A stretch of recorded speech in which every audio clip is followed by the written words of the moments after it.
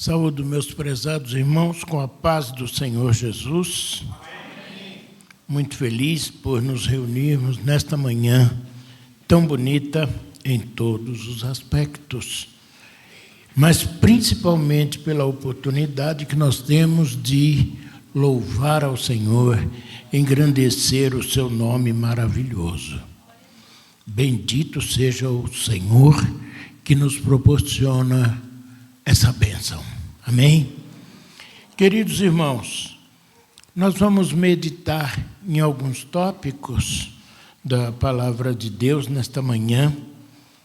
Eu gostaria de conversar com os irmãos sobre os eleitos e a presciência de Deus. Os eleitos e a presciência de Deus. Vamos ler inicialmente a passagem da palavra de Deus que está na primeira epístola de Pedro, capítulo 1. Primeira epístola de Pedro, capítulo 1, leremos de 1 a 25. Bendito seja o Senhor, e que Ele fale nos nossos corações, por seu Espírito Santo, que a mensagem seja proveitosa para todos nós, porque nós nos alimentamos da palavra de Deus em todos os seus aspectos, não somente na pregação, nos hinos, na nossa comunhão. A partir de que nos encontramos, já estamos num banquete celestial dado por Deus para nós. E devemos, então, prezar grandemente essa bênção. Devemos ficar felizes por nos reunirmos na casa do Senhor. Amém? Vamos ler a palavra de Deus. Primeira carta de Pedro, capítulo 1, de 1 a 25, que diz assim: Pedro, apóstolo de Jesus Cristo, aos eleitos de Deus, peregrinos dispersos no Ponto, na Galácia, na Capadócia e na província da Ásia e na Bitínia, escolhidos de acordo com o pré-conhecimento de Deus Pai, pela obra santificadora do Espírito, para a obediência a Jesus Cristo e a aspersão do seu sangue. Graça e paz lhes sejam multiplicadas. Bendito seja o Deus e Pai de nosso Senhor Jesus Cristo. Conforme a sua grande misericórdia, Ele nos regenerou para uma esperança viva por meio da ressurreição de Jesus Cristo dentre os mortos, para uma herança que jamais poderá perecer, macular-se ou perder o seu valor. Herança guardada nos céus para vocês, que mediante a fé são protegidos pelo poder de Deus até chegar à salvação, prestes a ser reveladas no último tempo. Nisso vocês exultam, ainda que agora, por um pouco de tempo, devam ser entristecidos por todo tipo de provação. Assim, acontece para que fique comprovada que a fé de vocês tem muito mais valor do que o ouro que perece, mesmo que refinado pelo fogo, é genuína e resultará em louvor, glória e honra quando Jesus Cristo for revelado. Mesmo não o tendo visto, vocês o amam, e apesar de não terem visto agora, creem nele e exultam com alegria indizível e gloriosa, pois vocês estão alcançando o alvo da sua fé e das suas almas, da sua fé e a salvação das suas almas. Foi a respeito dessa salvação que os profetas que falaram da graça destinada a vocês investigaram e examinaram, procurando saber o tempo e as circunstâncias para os quais apontava o Espírito de Cristo que neles estava, quando lhes predisse os sofrimentos de Cristo e as glórias que se seguiriam àqueles sofrimentos. A eles foi revelado que estavam ministrando não para si mesmos, mas para vocês, quando falaram das coisas que agora lhes foram anunciadas por meio daqueles que lhes pregaram o Evangelho do Santo Espírito, enviado dos céus, coisa que até os anjos anseiam observar. Eu tinha dito até o versículo 25, mas, na verdade, é até esse versículo que lemos agora, o versículo 12. Amém? Bendito seja o nome do Senhor. Podem tomar os seus lugares, meus irmãos. Vamos meditar sobre o que eu disse. O texto nos fala dos eleitos e da presciência de Deus. Interessante meditarmos nisso. E o Senhor, durante essa semana, falou muito ao meu coração nesse trecho sobre esse item, os eleitos e a presciência de Deus. Na primeira epístola de Pedro, para que, conforme o Espírito Santo decida em conjunto com os irmãos, façamos alguma meditação sobre esses dois pontos. A questão da eleição dos salvos e a questão da presciência de Deus, o Senhor. Eu ressalto ainda, irmãos, que nesse texto há uma profundidade teológica muito grande e quisera eu ter capacidade para discorrer sobre isso, mas eu não tenho. Eu fico aqui sob a vontade de Deus, a vontade do Espírito Santo. O assunto é pesado, o assunto é importante, é necessário, e o Senhor falou no meu coração sobre isso. Então, é confiando nele que eu pretendo transferir o que eu penso a respeito. Muito bem, queridos irmãos, eu tive, então, a atenção despertada para esse texto lido já a partir do primeiro e do segundo versículos, lá dessa primeira carta de Pedro.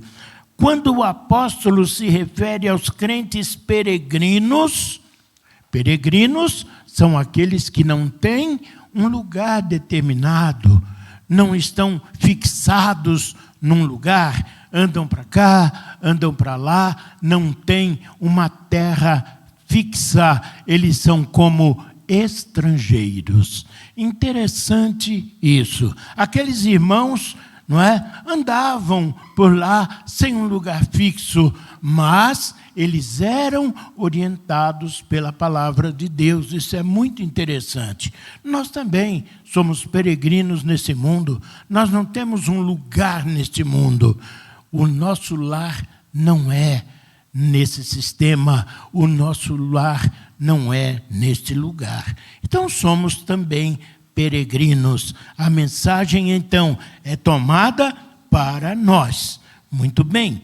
Mas o que diz o apóstolo se referindo aos crentes peregrinos? Eleitos de Deus, escolhidos conforme a presciência de Deus Pai, por meio da obra santificadora do Espírito, a fim de que sejamos obedientes pela aspersão do sangue de Jesus Cristo. Amém. O apóstolo João ensina assim: se nós andarmos na luz, como ele na luz está, o sangue de Jesus Cristo nos purifica de todo pecado. E aqui o apóstolo Pedro está falando disso, obedientes pela aspersão do sangue de Jesus. É o que nos guarda, é o que nos livra do mal, é o que nos sustenta. o poder maravilhoso do sangue de Jesus em nossas vidas. Quando nós temos o sangue de Jesus nos protegendo, nos guardando, nos purificando, então nós estamos guardados de todo mal. Muito bem. E somos eleitos. Mas o que quer dizer eleitos quando aparece aqui no texto? O que é ser eleito? Vamos meditar um pouco nisso. Nos estudos teológicos, ainda lutam com divergências sobre o significado dessa expressão. É muito debatido entre os estudiosos da teologia essa questão da eleição. Mas a gente medita e chega, sim, a um ponto que satisfaz a nossa ansiedade sobre o assunto. Vejamos, terá o Senhor excluído da salvação, de propósito, algumas pessoas e destinado outras para a vida eterna? Será que o Senhor separou assim? Esses aqui são meus eleitos e aqueles ali não me interessam. Não me interessa nada sobre eles. Será que é assim que se pensa sobre esse assunto? Será que Deus fez assim conosco, com a humanidade? Terá o amoroso Deus, ao mesmo tempo, favorecido a umas pessoas e prejudicado a outras simplesmente? Será isso? Vejamos, parece-nos que a respeito do destino das pessoas prediletas, a coisa não funciona bem assim, não. Parece-nos que a respeito do destino da humanidade, há trechos bem claros na Bíblia que esclarecem essa nossa interrogação. Então, o que é a eleição? Em João capítulo 3, versículo 16, nós lemos que a salvação está à disposição de quem? De todo aquele que crê. Então, já começamos por aí. A salvação é para todo aquele que crê. Ora, o inverso também é verdade. Se a salvação é para aquele que crê, a perdição é para aquele que não crê. Não é verdade? Então, veja, os que creem, então, são os eleitos. E os que não creem, não são eleitos. Porque não creem. Porque não creem no unigênito Filho de Deus. É ou não é? Onde está a salvação da gente? Em crermos no unigênito Filho de Deus. Aquele a quem louvamos e adoramos, aquele a quem cantamos, aquele a quem entregamos as nossas vidas. Então, veja, é eleito todo aquele que crê no unigênito Filho de Deus. Aqui nós temos uma reunião de eleitos. Não porque mereçamos, não porque sejamos os melhores, ao contrário, talvez sejamos piores até, não é? Mas somos eleitos porque nós cremos no unigênito Filho de Deus. Por isso estamos reunidos aqui. Em Romanos capítulo 3, versículo 10, Paulo ensina: não há um justo sequer. Então, Paulo não está falando que existem eleitos. Não há um justo sequer. Todos perdidos, nenhum justo sequer. Muito bem. Todos pecaram e estão destituídos da glória de Deus. Você pecou, meu irmão. Eu pequei, meu irmão. Nós somos pecadores. Não somos justos. Fomos destituídos da glória de Deus. Mas quando aceitamos a Jesus Cristo em nossa vida, quando Ele passou a ser o Senhor da nossa vida, quando nós cremos no Senhor Jesus como Filho unigênito do Pai, então a nossa situação de destituídos da glória de Deus, agora fomos trazidos para a sua maravilhosa luz. Bendito é o nome do Senhor, seja louvado o nome do Senhor. Ainda diz mais: quem nele crê não é condenado, mas quem não crê será condenado? Não, não será, não. Já está. Foi isso que o Senhor falou. Não é? Já está condenado. E por que está condenado? Por que está perdido? Porque não crê no nome do unigênito Filho de Deus. Qual é, então, a decisão para que nós sejamos eleitos? Creiamos no nome santo e bendito do unigênito Filho de Deus. João capítulo 3, versículo 18, nos fala isso. Sendo assim, de onde vem essa noção, não é, de eleitos de Deus? Então vejamos que isso vem de nós crermos no unigênito Filho de Deus. Porquanto aqueles que não creem tropeçam na palavra por serem desobedientes. Todavia, para isso eles foram destinados. Por quê? Porque há perdidos. Muita gente pergunta, não é? Você fala que Deus é bom, Deus é bondade, Deus é amor. Como é que tem tanta gente que se perde? Obrigado. Tanta gente que se perde, tanta gente que sofre, tanta gente que está numa situação miserabilíssima.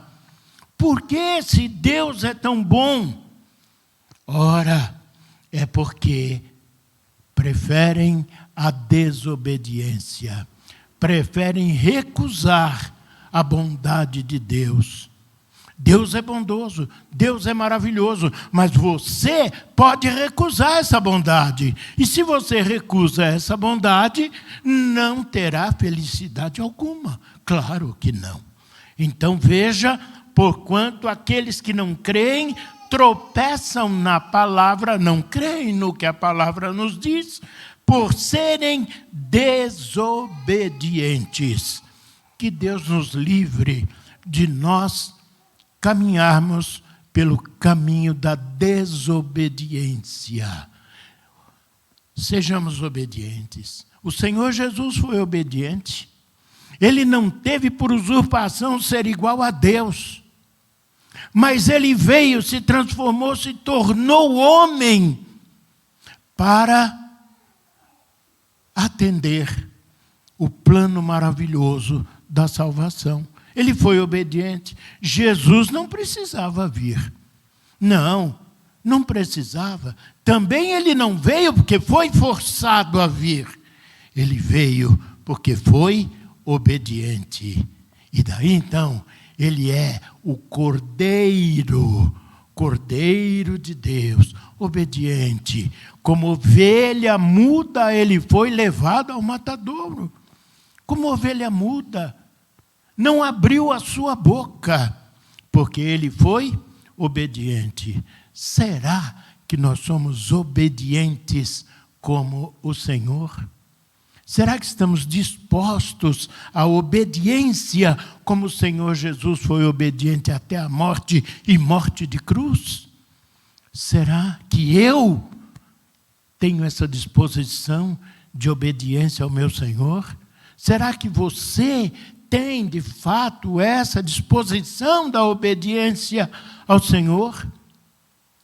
Precisamos disso. A palavra de Deus nos diz: sede imitadores de Deus, como filhos amados. O que são filhos amados? São filhos desobedientes? Não são filhos desobedientes. Filhos amados são aqueles que obedecem aos seus pais.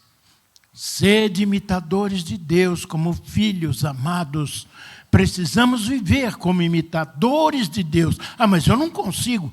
Pois é, você não consegue, eu não consigo. Mas o Espírito Santo de Deus nos encaminha, nos conduz, nos leva. E o sangue de Jesus Cristo nos perdoa de todo pecado quando nos dispomos à obediência.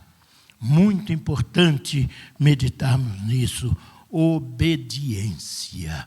Os desobedientes se perderão, mas os obedientes herdarão o reino dos céus. Ora, meus queridos irmãos, se a desobediência leva alguns à perdição, obviamente a obediência nos leva à liberdade em Cristo Jesus. Diz a palavra de Deus: porém, vós sois geração eleita, sacerdócio real, nação santa, povo de propriedade exclusiva de Deus, cujo propósito desse povo é proclamar as grandezas daquele que vos convocou das trevas para a sua maravilhosa luz.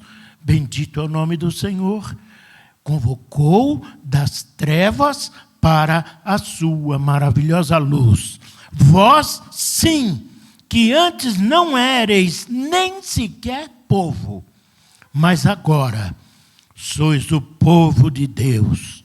Não tinhais recebido a misericórdia, agora a recebestes. Olha que posição maravilhosa que a igreja do Senhor tem.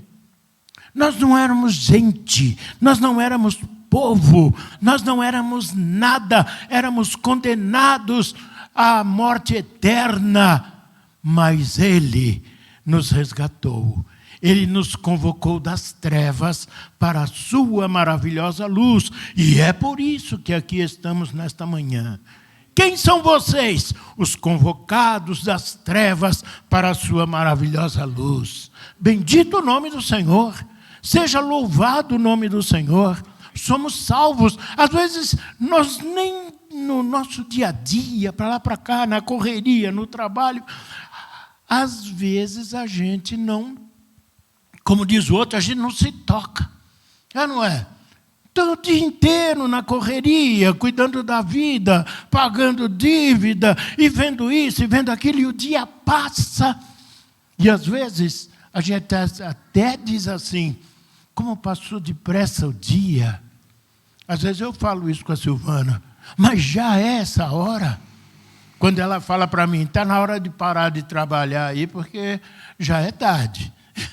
Não é? Mas já é hora, eu não estava nem atento a isso. Se eu não estava atento à passagem do tempo, eu também não estava atento à posição que nós temos diante do Senhor. Somos falhos. Ainda bem que o Senhor é misericordioso para conosco. Ainda bem, ainda bem. Então vejamos, nós temos um prêmio maravilhoso nesta vida, sem contar com a riqueza que nos aguarda lá no céu. Veja essa riqueza. Vocês não eram povo, vocês não eram nada, viviam nas trevas, perdidos, mas Ele convocou vocês, chamou vocês, chamou-me a mim também. Basta o quê? Que tenhamos obedecido e que perseveremos na obediência, porque enquanto meu irmão, minha irmã, enquanto nós estivermos sob a obediência de Cristo, lembrando que precisamos obedecer a Ele no nosso dia a dia, na nossa vida, buscando que o Espírito Santo nos ajude e nos encaminhe e nos leve, enquanto assim estivermos, nós passamos da morte para a vida. Aí sim, agora somos eleitos de Deus. Repetindo como diz Pedro, vós sois geração eleita. Olha que maravilha. Você já parou para pensar? Está pensando agora? Você faz parte da geração eleita por Deus. Não é pouca coisa não, irmão. Geração eleita. Sacerdócio real, nação santa, povo de propriedade exclusiva de Deus. Pense nisso. Nós sermos propriedade exclusiva de Deus. O que é exclusivo, ninguém toca. Ninguém toca. É exclusividade do Senhor. Você é exclusividade do Senhor. Alegre-se nisso. Alegre-se nisso. Você que é exclusividade do Senhor, fazendo parte da sua igreja. E esse povo exclusivo de Deus tem um dever. E aqui está. Nós fomos convocados para a maravilhosa luz. Mas, para quê? Para que anunciemos. Para que anunciemos as suas verdades ao mundo. E que, através desse anúncio que nós fazemos, que outros venham e se voltem e digam: eu também quero obedecer ao Senhor. Eu também quero obedecer ao Senhor. Eu que não era povo, agora sou povo de Deus. Por quê? Porque me dobrei à obediência. Bendito seja o nome do Senhor. Ora, essa nossa posição é motivo de andarmos orgulhosos, pretensiosos? Não, não é motivo de orgulho, de pretensão, de menosprezos. Não, não, não. É motivo de nós termos gratidão ao Senhor. Sejamos gratos. Nesse momento, pensemos: Senhor, eu sou grato a Ti, pela Tua misericórdia, pelo Teu amor que me sustenta. Agradeço ao Senhor por isso. Diz a palavra de Deus: humilhai-vos na presença do Senhor e Ele vos exaltará. Tiago capítulo 4, versículo 10. Humilhai-vos na presença do Senhor, e Ele vos exaltará. Não se exalte, não. Nós não podemos nos exaltar a nós mesmos. É sandice, é loucura. Eu me exalto a mim mesmo. Mas o que é isso?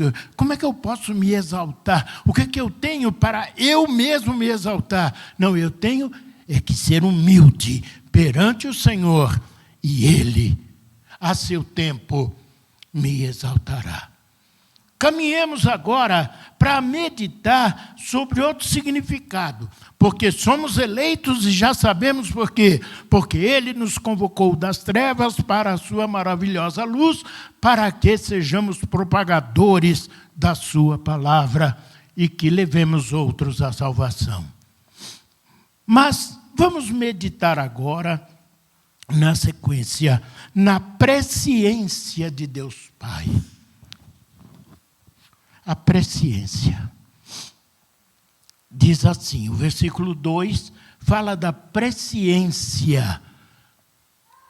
Epístola de Pedro, 1º capítulo, versículo 2. Fala da presciência de Deus Pai.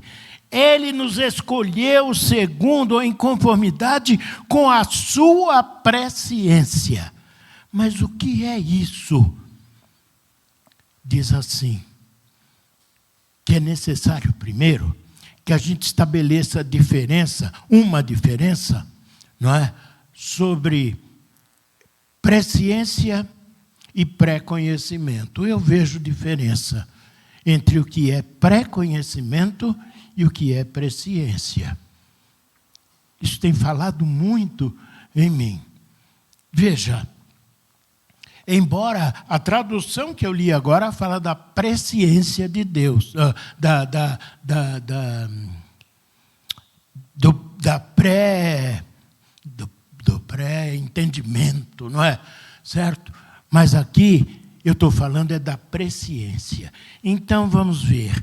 Qual será a diferença entre pré-conhecimento e presciência? Pensando bem, o pré-conhecimento faz parte do homem. É conhecer com antecedência. Pré-conhecimento, conhecer com antecedência. Mas para conhecer com antecedência, pense comigo, você tem que ter um conhecimento anterior a ele. Como é que eu posso ter um conhecimento, um pré-conhecimento, se eu não tenho conhecimento algum? Tem que partir de um conhecimento para eu estabelecer a noção de pré-conhecimento. Muito bem. Então, isso faz parte do homem, da cabeça humana, do proceder humano, da inteligência humana. É o pré-conhecimento. Mas a presciência não. A presciência é inata de Deus. É uma identidade do Senhor. A presciência. Por isso que nós dizemos que Deus é onisciente. O que é ser onisciente? Que Deus tem a ciência, o conhecimento prévio de todas as coisas. Nem o presente, nem o passado, nem o futuro impressionam a Deus com relação aos acontecimentos. Deus não é temporal. Deus não tem o ontem, o hoje e o amanhã. Ele é eterno. Tanto o ontem como o hoje como o amanhã estão todos diante de Deus. Ele domina absolutamente o passado, o presente, o futuro. Tudo está na presciência do Senhor Deus. Nós não somos assim. Nós não temos esse pré-conhecimento, essa antevisão das coisas. Se não nos for revelada por Ele, nós não temos. Nós sabemos o que passou, sabemos o que estamos passando, mas não sabemos o que vamos passar. Alguém de nós aqui pode dizer como será o seu amanhã? Pode dizer? Pode dizer como vai ser o seu entardecer? Pode dizer como vai ser o meu entardecer? Nós não sabemos, mas Ele sabe. Ele é presciente. Ele é presciente. Muito bem.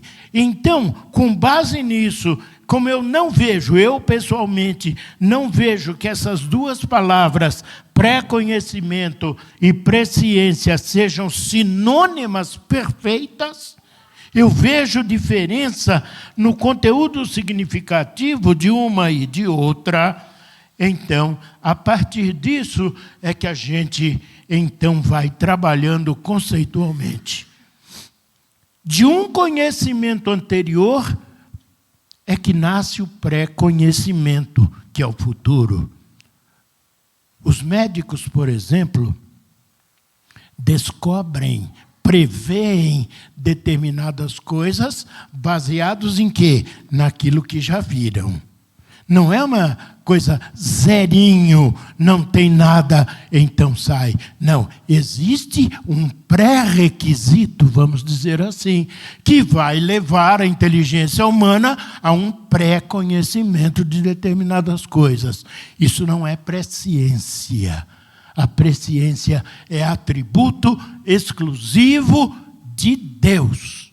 Atributo exclusivo de Deus, porque Ele é onisciente. Amém? Continuemos então, meus irmãos, para não ficarmos rodeando nisso aqui. Então, veja, conhecimento é a forma substantivada do verbo conhecer, que vem do grego, gnose. Veja bem, o conhecimento é o substantivo derivado do verbo conhecer. Muito bem. Então é necessário conhecer para ter conhecimento. Porque vem do verbo. Primeiro conhecer, depois ter o conhecimento. Não é verdade? Sem conhecer, você pode ter conhecimento? Não, precisa conhecer para ter conhecimento. Agora, a presciência não. A presciência não tem essa relação precedente. porque é atributo do Todo-Poderoso. Ele é o Senhor da presciência, e em sua presciência Ele escolheu os obedientes desta terra para que formem o quê? A sua igreja, para que formem o quê? O seu povo predileto, o seu povo escolhido. Não se trata de Deus selecionar grupo A e grupo B, grupo de salvos e grupo de perdidos. Não se trata de Deus fazer isso, separar esses daqueles e aqueles desses. Não, é a obediência, a balança disso. Obediência. Fomos chamados para obedecer. E se obedecemos, estamos sob a presciência de Deus. Quem crê e for batizado será salvo. Quem não crê já está condenado. Por quê? Está condenado porque não crê no unigênito Filho de Deus. Amém? Então, meus irmãos, os salvos foram escolhidos em conformidade com a presciência de Deus. Isso faz com que haja a operação da obra santificadora do Espírito Santo. Nós temos na nossa vida a obra santificadora do Espírito Santo. Mas veja, diz o texto que nós lemos, é a obra santificadora do Espírito para a obediência. Então, a obra santificadora do Espírito trabalha com base na nossa obediência. O Espírito não trabalha na vida dos desobedientes. Precisamos nos dobrar a Ele. Precisamos dizer: Espírito Santo, governa a minha vida. Eu não governo nada. Eu estou em obediência. O que tu mandares, eu farei. Como tu mandares, eu quero fazer. Lembra da transformação de água em vinho? Quando faltou vinho, Maria disse o quê? Vai lá e fala para ele que está faltando vinho? Falou isso? Não. Maria não falou, vai lá e fala para Jesus que está faltando vinho. Como quem diz, ele que tem que dar um jeito. Não é? Não. Ela disse o quê? Façam tudo quanto ele vos mandar. Façam tudo quanto ele mandar. Se a gente fizer tudo quanto ele mandar, não vai faltar vinho. Não vai faltar vinho. Vinho é a vida. É a vida. Não vai faltar vinho se você fizer tudo quanto o Senhor mandar. Mas eu não consigo, irmão. Eu não consigo também. Fazer tudo quanto ele me mandar, eu não consigo. Eu só consigo se eu me entregar plenamente a Ele. Despojo-me de mim, abro mão de mim, e Ele governa a minha vida. É isso que culmina com a nossa eleição pela presciência de Deus. E veja, é a obra do Espírito Santo na nossa vida e a aspersão do sangue de Jesus. Esse é o que nos comprou.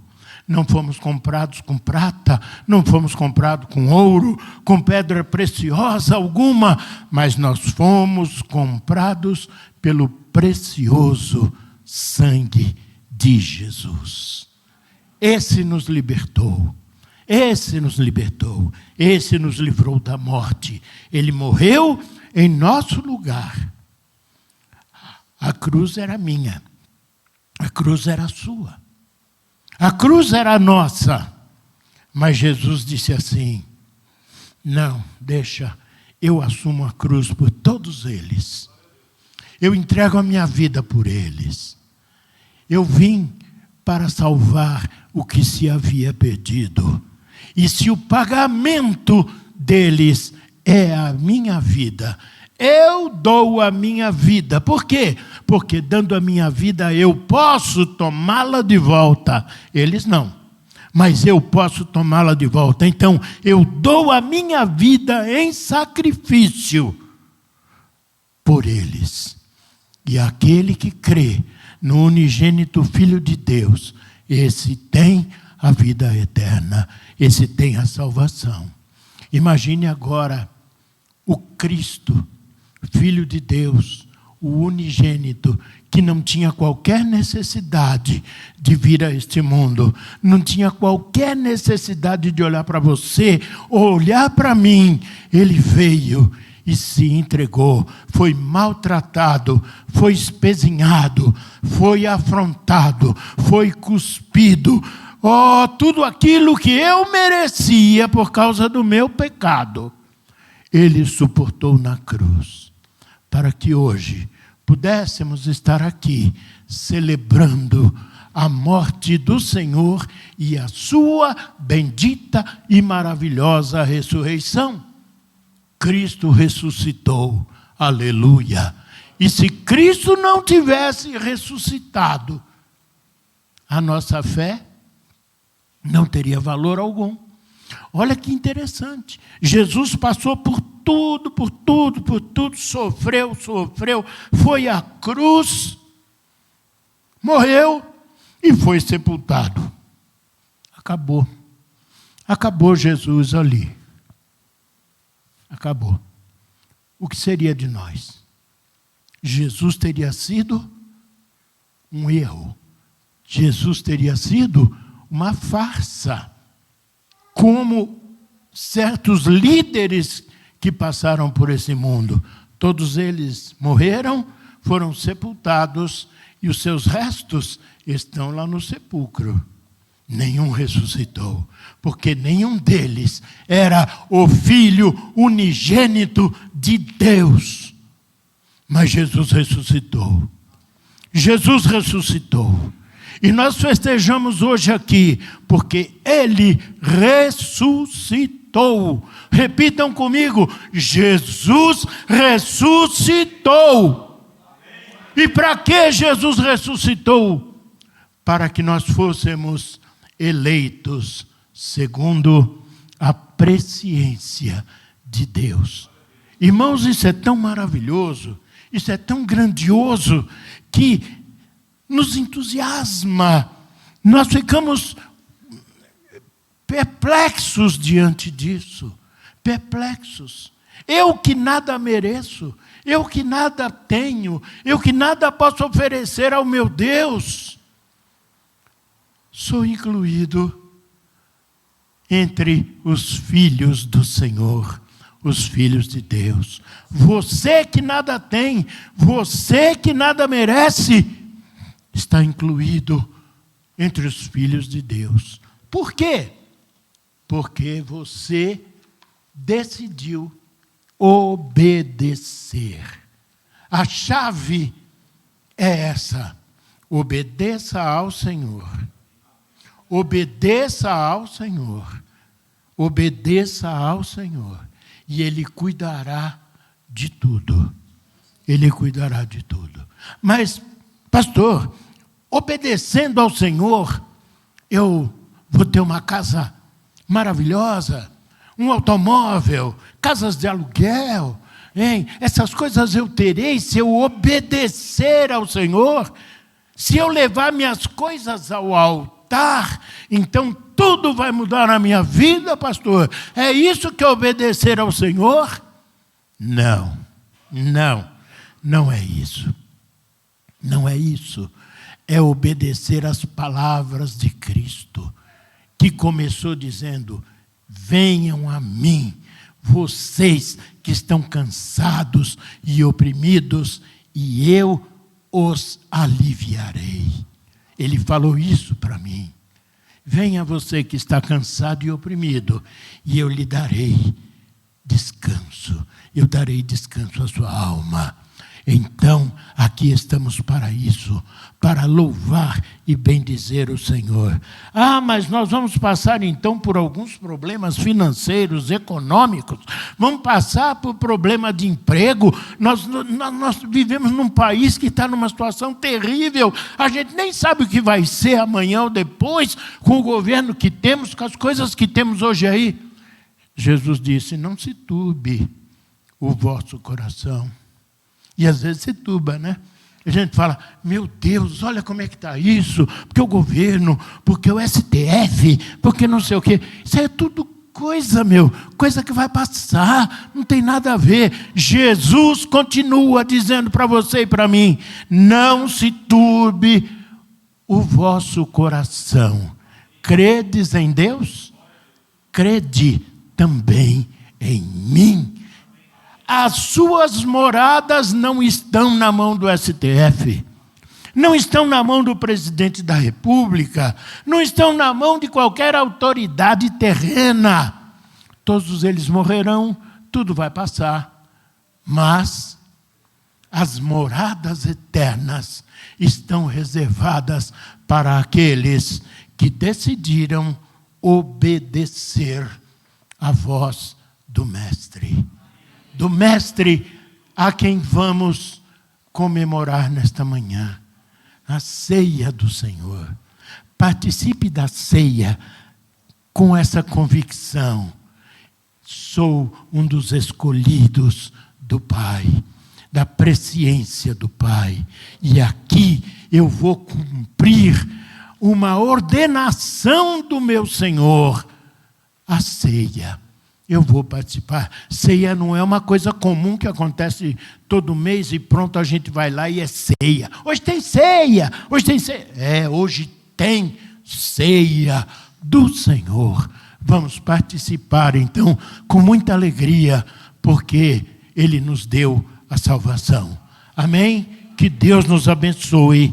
Eu encerro aqui, passo a palavra ao pastor e vamos continuar na presença do Pai.